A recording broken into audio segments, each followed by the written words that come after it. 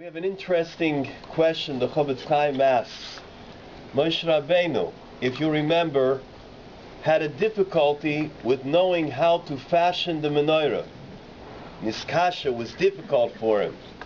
And he grappled with it, back and forth, until he realized the correct way to make the Menorah. Excellent. You're on your toes.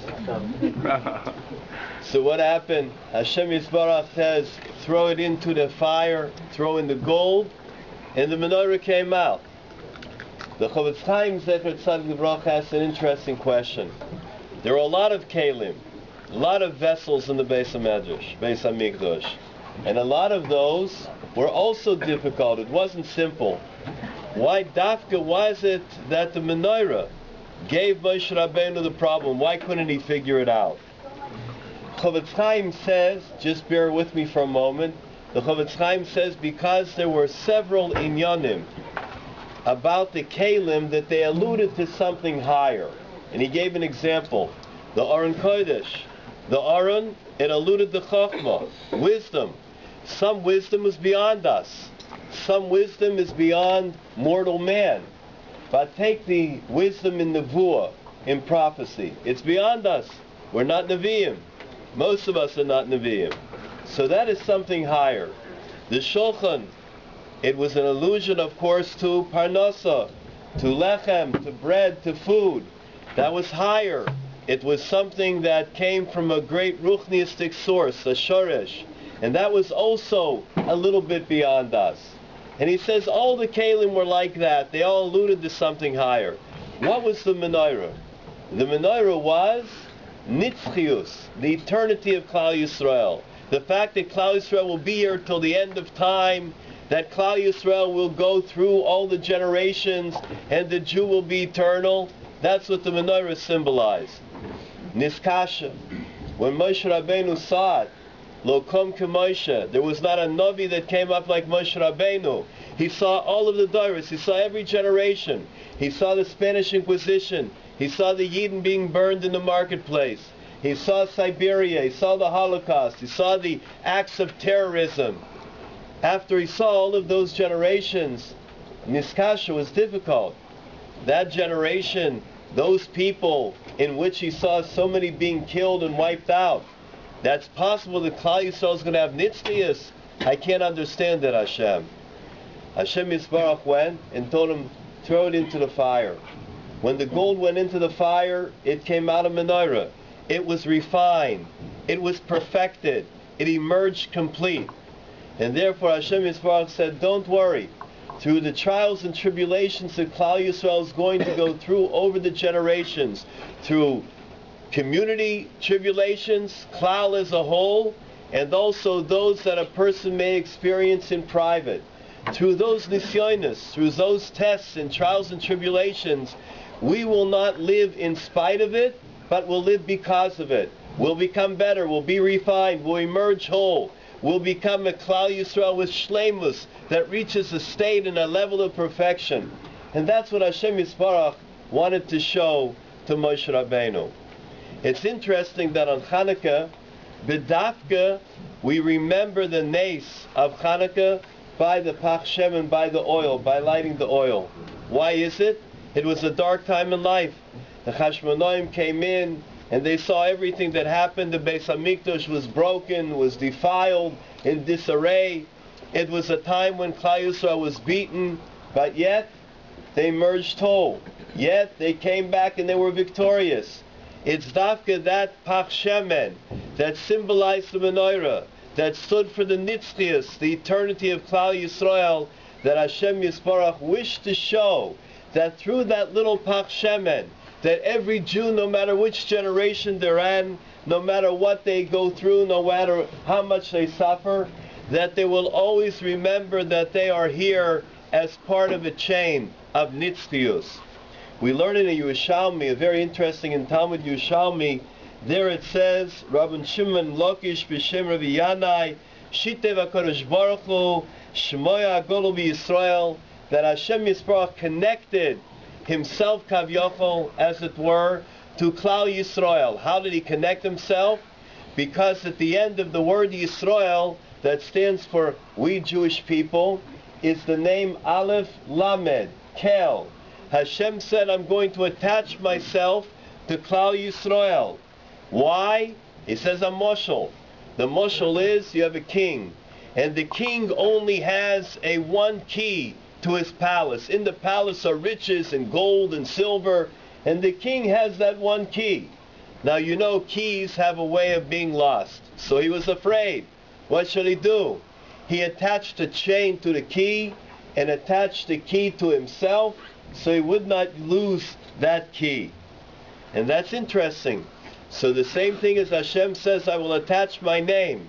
I will put the word Aleph Lamed, the name Kel will go on to Yisrael, and in that way I will be attached. So no matter where the Jew goes in Golus, no matter how far he's covered, no matter how far he's gone, he will always be able to find his way back because he's attached to me, Hashem Yisbarach says, through the chain. Reb Chaim Volozhiner says the mashal has yet a deeper meaning. Reb Chaim Volozhiner says that we all have that key. All of us have the key in this world. The key is part of a chain. And that key that we have unlocks doors in this world and also unlocks doors in the world above, in the Olamas Elyonim. What happens? Sometimes a person gets involved. There are different levels of humanity, different levels of our life. Nefesh, Ruach, Neshama.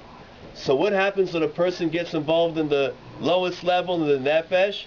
So we could get lost. We could get lost in Gashmius, in the world of materialism. We could get lost in running for a living. We could get lost in all different ways. And a person may become so lost that they will forget about the higher parts, the nefesh, the ruach, the neshama. They'll forget about that which is up higher. In order to bring the person back, Hashem says, I'll make sure that it's all connected by chain. Through the nefesh, a person will always be reminded that there's a ruach and a neshama, because they will follow a person through life. And the yad of Hashem will help a person no matter where they're at, no matter how far they've gone. It will always be the connector to come back, to give a person a hisoiris, to inspire a person, to make a person enthusiastic, to make a person in order that they should be nimshach after the shorish ha'elyon. They'll be pulled towards their upper root. It was an amazing incident that happened, and I just want to just bring it out for a moment. In Eretz Yisrael, there was something that happened that was amazing. In a kibbutz that was not specifically religious, not religious at all, so they had a soccer game. Soccer is the good sport in Eretz Yisrael, and they had a soccer game. Took place on Erev Shabbos, Friday afternoon. Everyone's getting ready for Shabbos. In this kibbutz, they had a Friday afternoon regular tournament, soccer. And they were ready playing soccer on the field. They were heavy into the game. All of a sudden, there is a bird, strange-looking bird, that falls from the sky in the middle of the game. Interference. The bird falls down in front of one of the players, and the bird is wounded. It can't move. They call the game for a moment. They put the bird on the side, and they tell the bird, stay there for a while. It's the middle of the game. You can't interrupt the game for these things. And they continue it. After the game, they never felt bad. We Yidden are Rachmanim b'nei Rachmanim. We have mercy. You can't leave the bird there. He can't fend for himself. So everybody said, you got to take the bird. You got to take him to the vet. You got to make sure that he's cared for. Who has to take him to the vet? Well, by right, Bar Metzger, it's the one who it fell in front of. That soccer player. Okay. He bends down. He picks the bird up. He takes it to where he thinks a vet. However, the vet is a Ben Torah.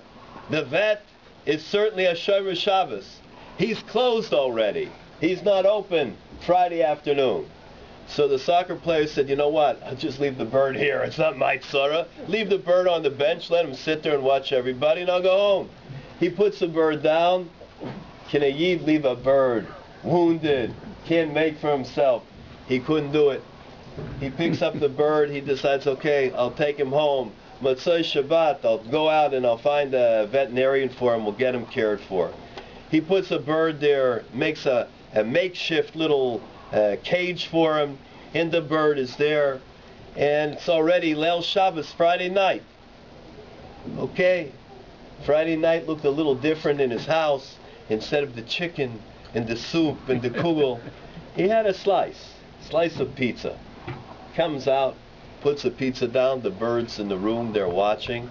All of a sudden, he picks up the slice, he's ready to eat it, and he hears, Hamoitzi lechem min haaretz, Hamoitzi lechem min haaretz.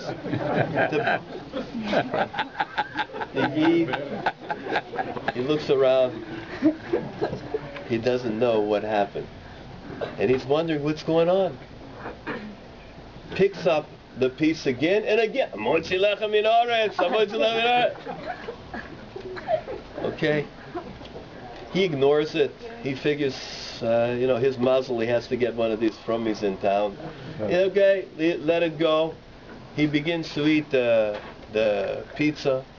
All of a sudden, the bird starts to say, Shalom Aleichem, Shalom Aleichem, Shalom Aleichem. He didn't say Shalom Aleichem, it's Friday night. This continues on, and the bird interrupts him every few minutes. Menucha v'simcha, menucha v'simcha, menucha v'simcha. The man is going out of his mind. He can't understand it. What is going on here? He knows a little bit, but what's with the bird? And he thinks he's under some scrutiny. He's bemused by it. Came to be Shabbos in the afternoon, and he took a walk. He took a walk outside, and he saw that there are some signs up. There's going to be a seminar from Arachim. He's making a seminar. It's going to be Sunday night. And he looks at it. He reads it. He never went to any of these kind of seminars. That's not for him. He goes inside. The bird sees him. Shabbat Shalom, Shabbat Shalom. He already is wondering. The bird actually knows a little bit more about Yiddishkeit than he does. So it comes to be Sunday night, and he thinks to himself, maybe I should go to that seminar. Maybe I got to find out what it's all about. He goes to the seminar, and you know how these things are, like the Kollel. You come to the Kollel, you sit down, you just meant to come like for a shiur or something. You end up being part of the Kollel. You end up being here and that's it. Because there's a koyach hamshacha, there's a magnetism, it draws you in. You can't help but be a part of it. So he starts going to seminars, he learns in the morning, he goes after, he comes back from work at night, and he becomes part of the seminars. Now the bird is still there with him, but he has new questions now about the bird. The bird was healing, Baruch Hashem had a refuah shalema, but now he's got a question. The bird on Shabbos, muktzah, not muktzah. When he sits down to eat, does he have to feed the bird first, sav alachayim, or can he eat first? So I said, apply to birds. He had all these shilas about birds, and he didn't know what to do. He went to his Rebbe in Arachim, and his Rebbe said, I tell you the truth, these are very technical questions about wildlife and Shabbos and all these things. I do know someone in Yerushalayim, he's a Rav, and that particular person, he has a bird, and that individual would probably be a good person for you to consult with. I will get his telephone number for you. Oh, he calls him up. The one who now just began learning calls the Rav up who had the bird, and he begins asking the shilas, and it was a great conversation. All of a sudden, the Rav said, you know, it's an interesting thing. I used to have a bird. The bird also was a talking bird. However, when we went to take care of the cage, it was on an Erev Shabbos about 2 weeks ago.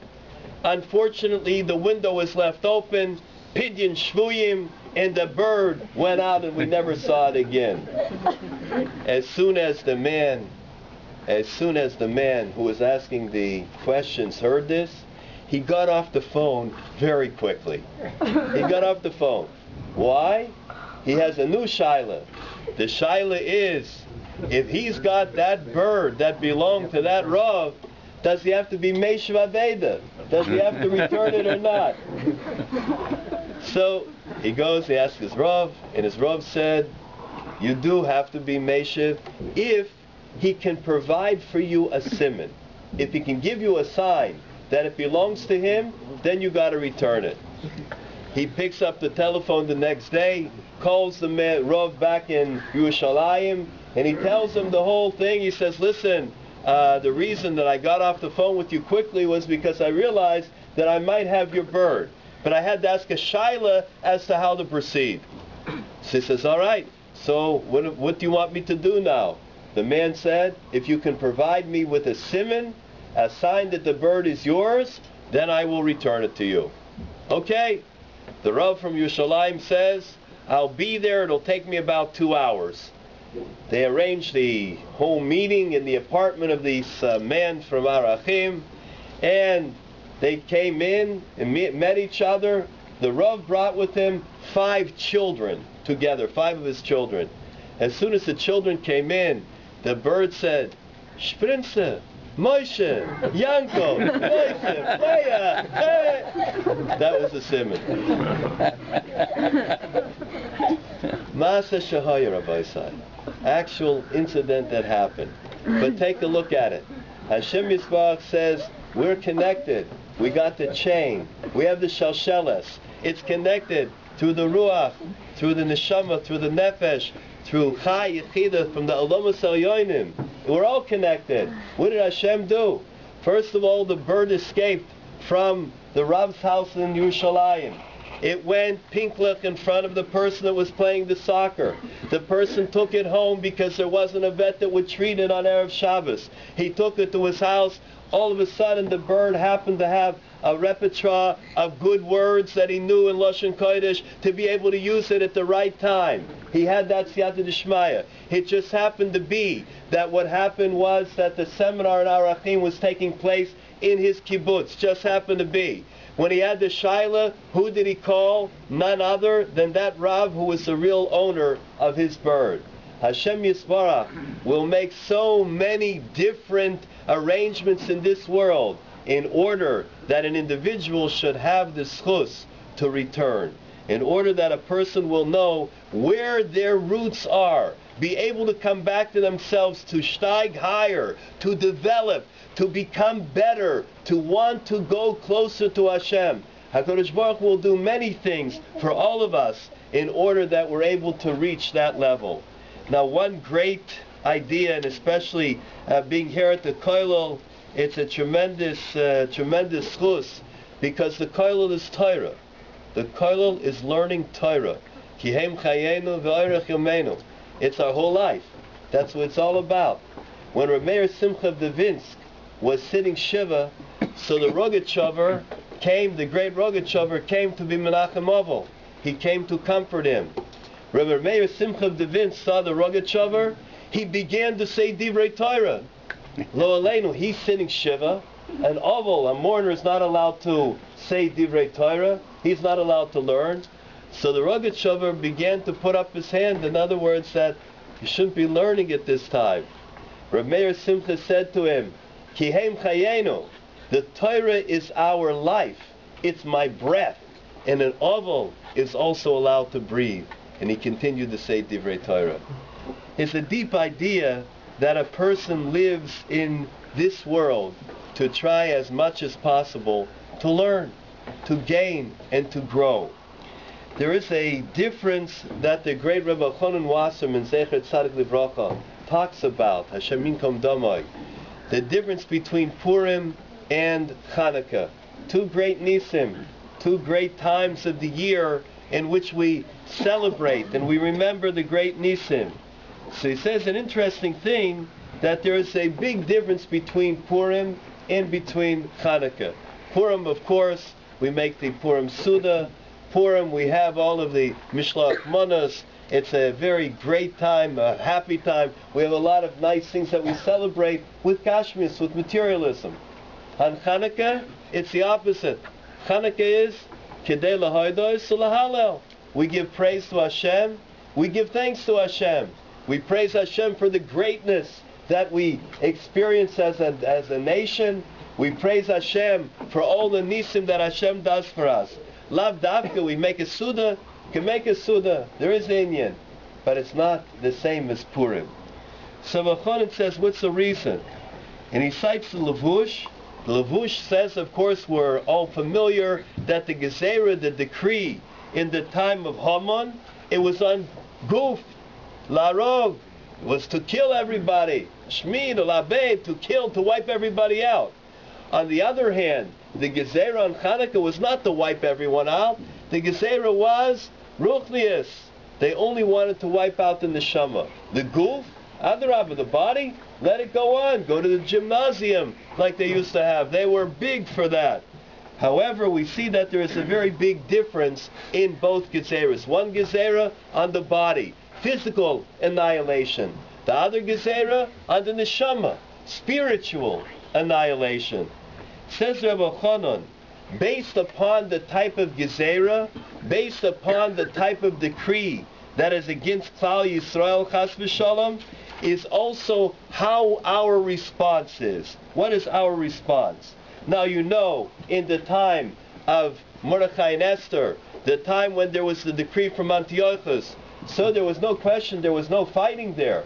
What they did, they made a fast, they cried, they were mispalel, they went to Kivrei Tzadikim, they did all of that. But it doesn't say they engaged in hand-to-hand combat.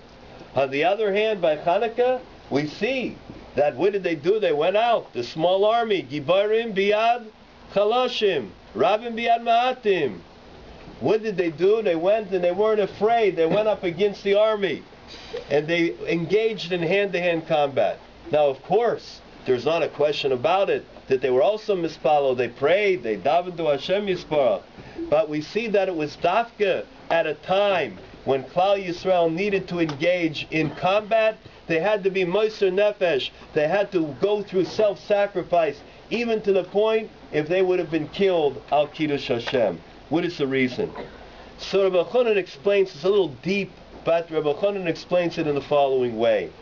That there is sometimes a gezerah that is brought on by Hashem. Hashem Yisbarach makes a gezerah in this world. That could be against the body. What's that gezerah for? It's only to call Bnei Yisrael to come back home, to do tshuva, to realize we went down some madregas maybe, we weren't as careful as we should have been. When the great tzaddik, who was just nifter this year, Reb Elya Tzvei, was told about the tremendous terrorism that happened in Eretz Yisrael, so he had two comments as to how Klal Yisrael could improve. Two comments as to why maybe the terrorists, Yamach Shemam, had gained the upper hand just momentarily. And he says the whole idea is that Klal Yisrael, we as a Klal, have to get better. We have to improve. We have to introspect. We have to look at ourselves and try to become yet a little bit better. That's what Elya, Zecher Tzadik Livrocha, said for Klal Yisrael. And so too, when we are threatened, the way to do it is to make a kinnis. The way to do it is to learn. The way to do it is to daven, is to gather together, is to ask each other mechila, is to try to have bigger achdus. That's the way. However, at a time when the gezerah is not gufnius, it's not on the body, but rather the gezerah is on ruchnius, it's against the neshama, so he says that's the gezerah of the Satan. That the Satan comes up against Hashem. It's a very deep idea for us to understand. Hashem Yisbarach is the Borei Olam, but yet the Satan has that some type of a power at certain times to come up against the Ruchnius. There Rebbe Chonen says it's not enough just to daven, it's not enough to learn, but an individual has to also go with the added step of Mesiras Nefesh, to be willing to bodily get involved, even if there might be Chas v'Shalom a few korbanos. That's what Rebbe Chonen says. However, there are times when it's impossible. He says it takes an Adam Gadol, a great person, to be able to be a leader, to say when to go into milchama, when to wage war, when not to. It's not a simple idea. So he says, what could we do? So he says, there's only one thing that can wage war against the Satan, only one thing that wages war against Amalek.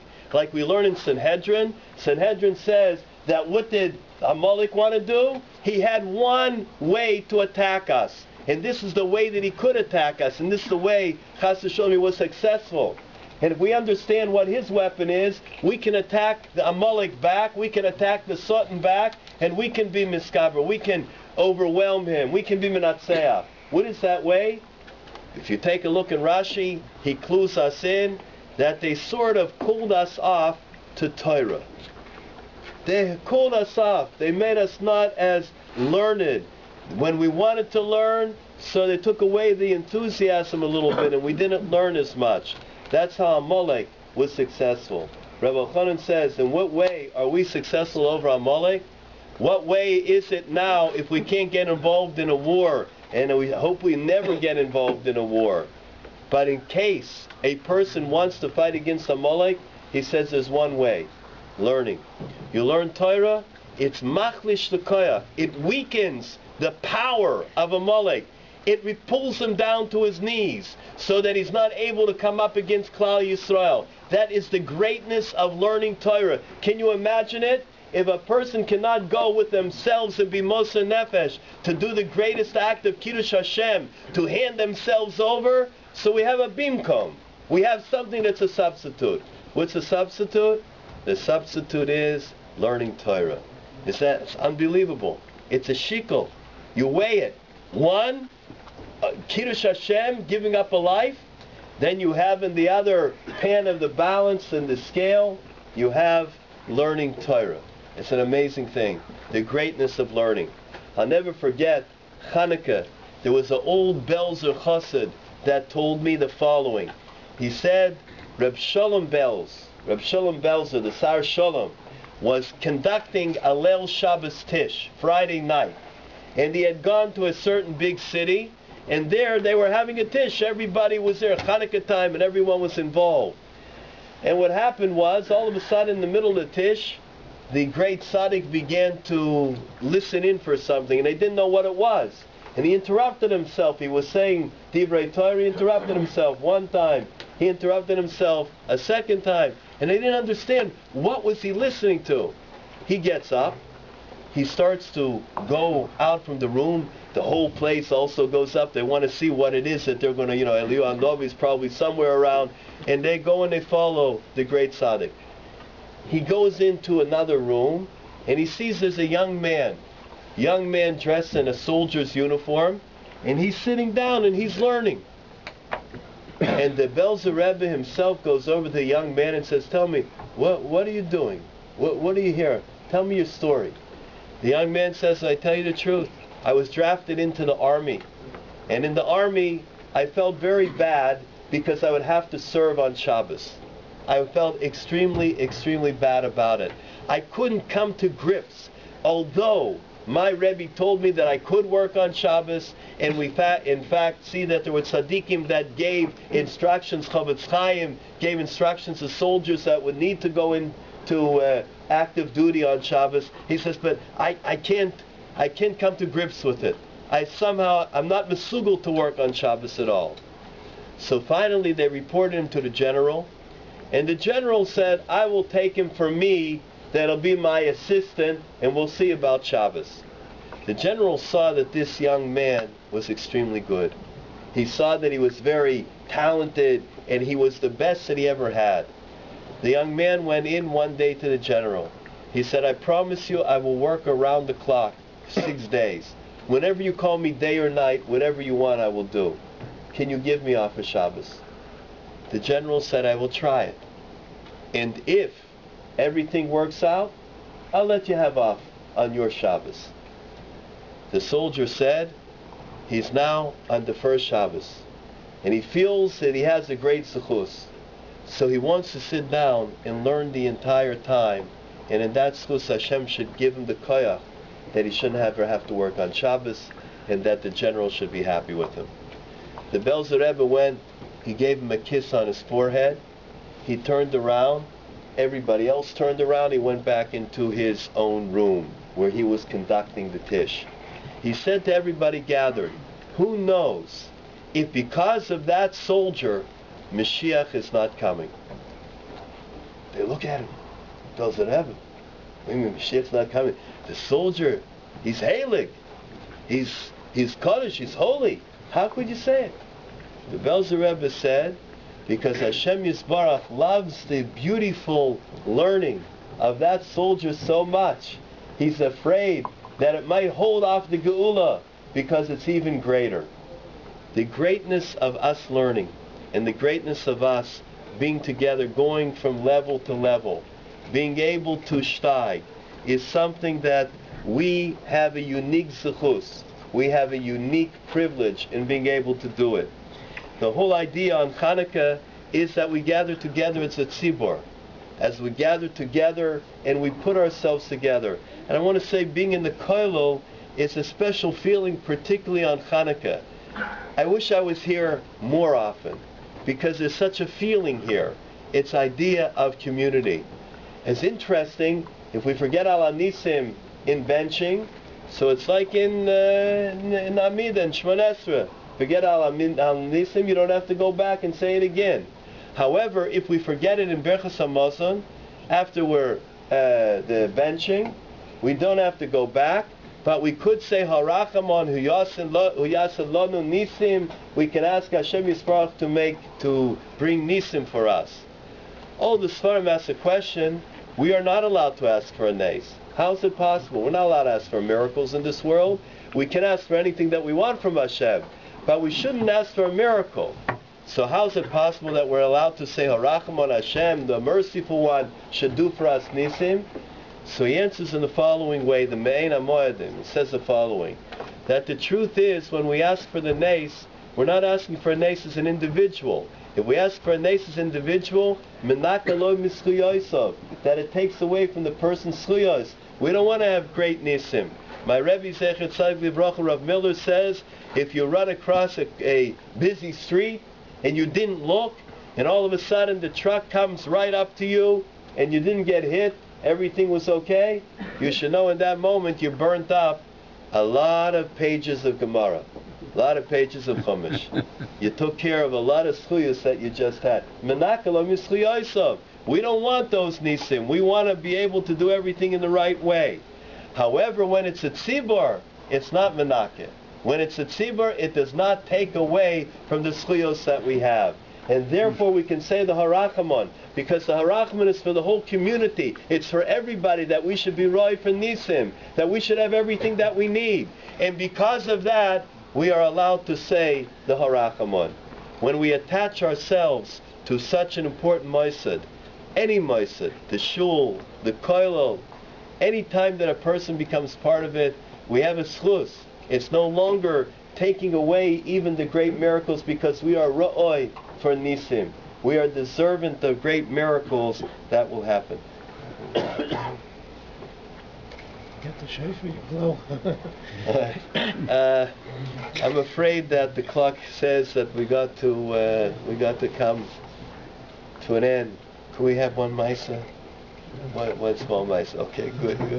Chofetz Chaim Zecher Tzadik Livracha said by Chanukah, it's an amazing thing. By Chanukah, it's one of those things in the Jewish World Atlas. I'll just quote it for one moment. Jewish World Atlas says, which of the Yomim Tovim, says holidays there, which of the Yomim Tovim throughout the entire year have the greatest participation from the Jewish population worldwide? Greatest one? Chanukah, Pesach, number 2. But not bad. Pesach, number 2. Why? So it's interesting. Chanukah, of course, is against hispoilus, against assimilation. It fights all of the outside. Chanukah is a time when somehow there is some kesher that connects all of us, that we feel still a part of it. A person is drawn to the neighbors, even a person that's so far that they may even have within one house 2 different things being celebrated without going into it.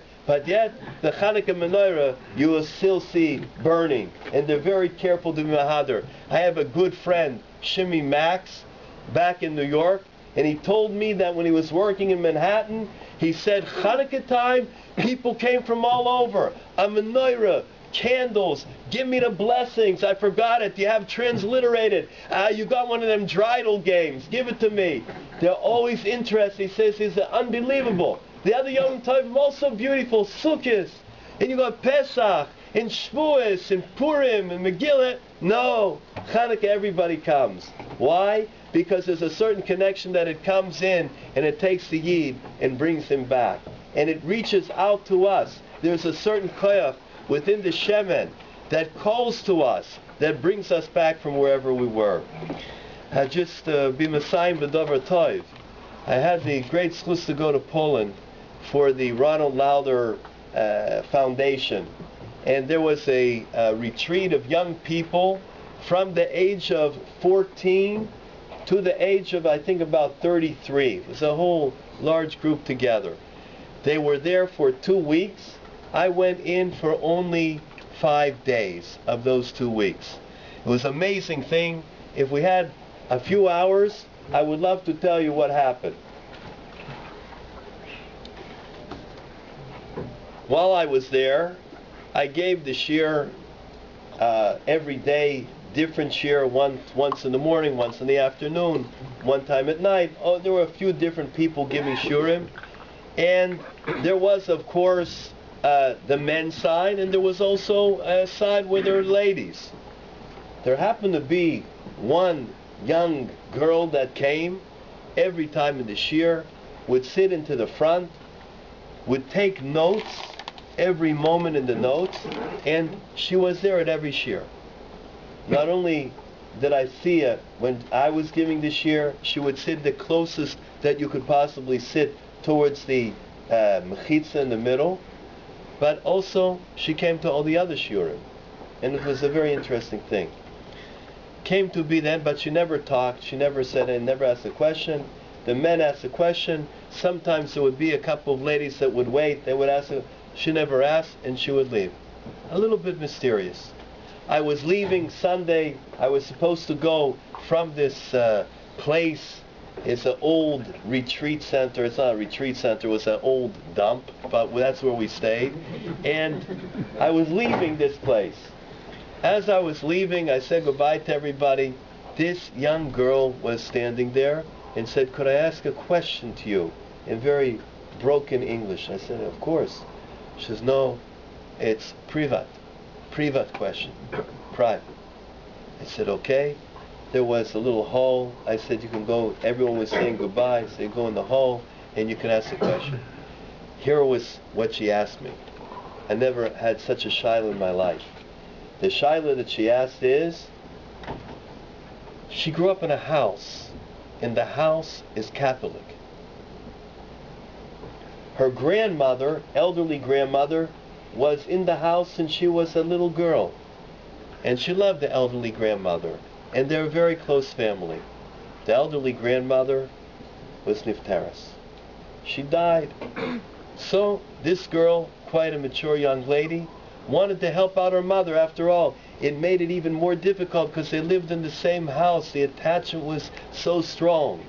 So the day when the death certificate came in the mail for the mama, this girl wanted to spare her mother during those few days right after the death, after the Vatira. She wanted to spare her mother any unnecessary agmas nefesh, any pain. And she opened up the letter. Now, she begins to read the letter from the doctor, and it was the wrong name.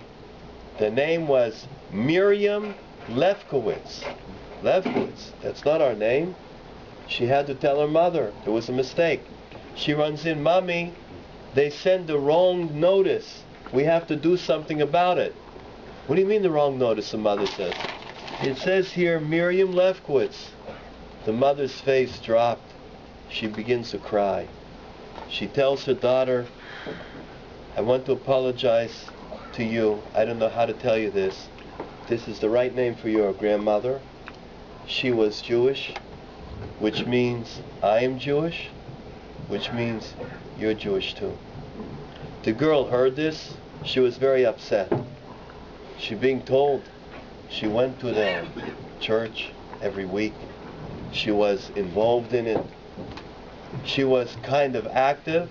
And all of a sudden she finds out that her mother says she's Jewish. She runs into the street.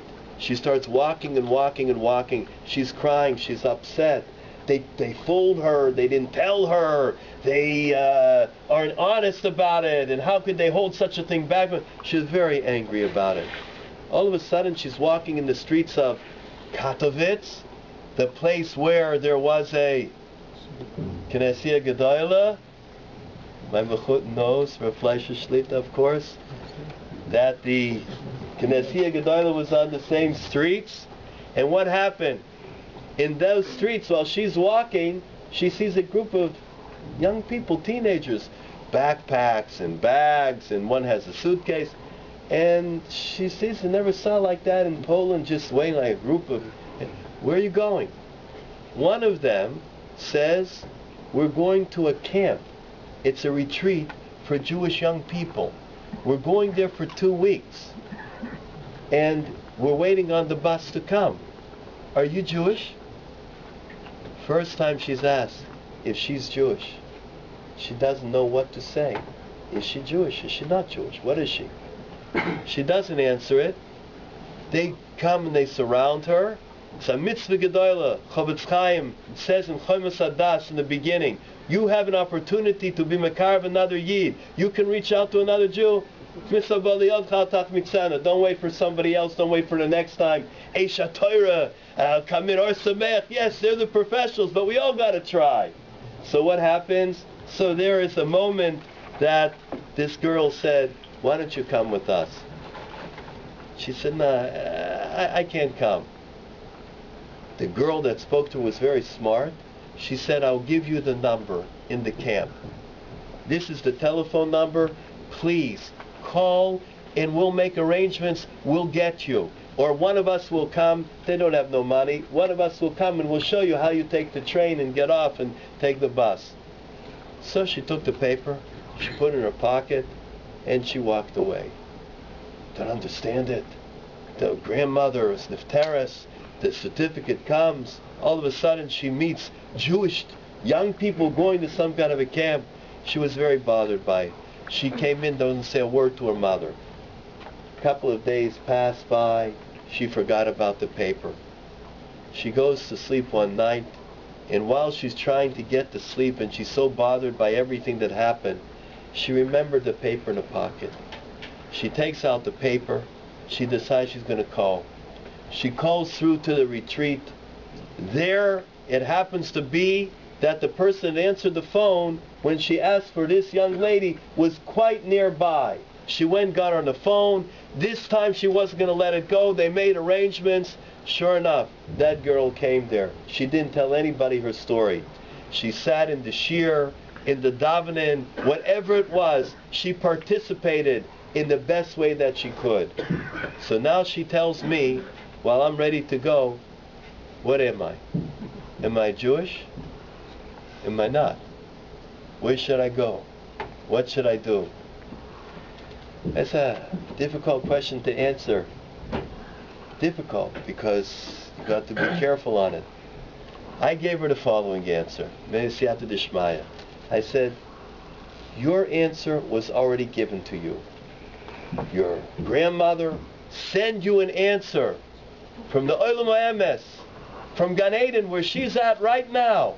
She sent you an answer because she's reaching out to bring her granddaughter, who she loves so dear, that she wants her to know who she is in this world. Your neshama knows where it belongs. I don't have to tell you the answer to that question. By this time the driver came in. He was ready to punch me. I was so late. And literally he picks me up, starts dragging me out the door. And the Nebuch, it was hard. So someone was very smart. The director of the retreat said, we'll send a couple of people along. She can go together in the car to Bialska Biawa, where the train went, where the car was going to go to Krakow, to the airport. Within that hour and a half, I was able to talk with her, and I had asked her if she would consider coming to a Jewish school. Just a neshama on fire. She said she would consider it. I'm happy to say that Elul, she came. There's a school in Washington, D.C. that took her in, a Jewish school that helped her in order to become a Bas Torah. Today, L'Shem L'Tiferes, she's living in Eretz Yisrael, only a matter of a few years. Hashem Yisbarach, as Reb Chaim Baal Lozhiner said, gave us the chain. We have the chain, the Nefesh, Ruach, and Neshama.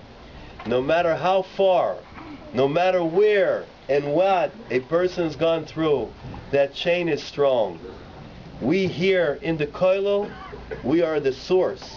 We are there where the chain emanates from. It's a power to be mashpia, not only on ourselves, but Toronto, Canada, the States, Eretz Yisrael, the hashpah from the activities that go on here and in the bayit, in the shul, goes worldwide. Everybody, continued hatzlacha, mechayel ochoyel, and thank you for the schus to come.